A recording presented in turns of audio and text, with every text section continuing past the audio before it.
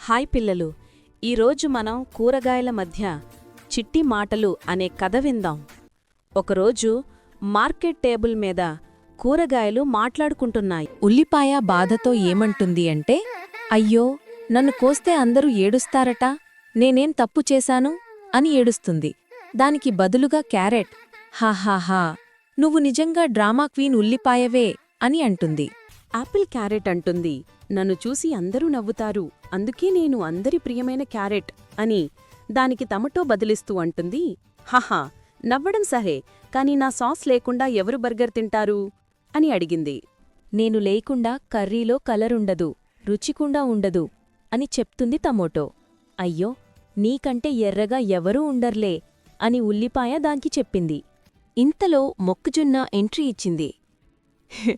మిమ్మల్ని అందరూ వండి తింటారు, కాని నన్ను ఫైర్లో తింటారు, పాప్కార్న్.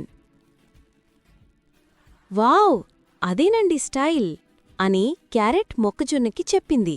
ఇంకా వారందరూ వాదులో ఆడటం ఆపేసి ఒకటనుకున్నారు, మనందరికీ మనదైన ప్రత్యేకత ఉందిగా, ప్రతి కూరగాయ ముఖ్యం, ప్రతి ఒక్కరికి తమ తమ విలువ ఉంటుంది, అందరూ కలిస్తేనే ఆరోగ్యం అని చెప్పారు. సో జంక్ ఫుడ్స్ ఆపేసి మనం కూడా పచ్చని వెజిటేబుల్స్ తిన్నాం. పిల్లలు బాయ్ అందరికీ.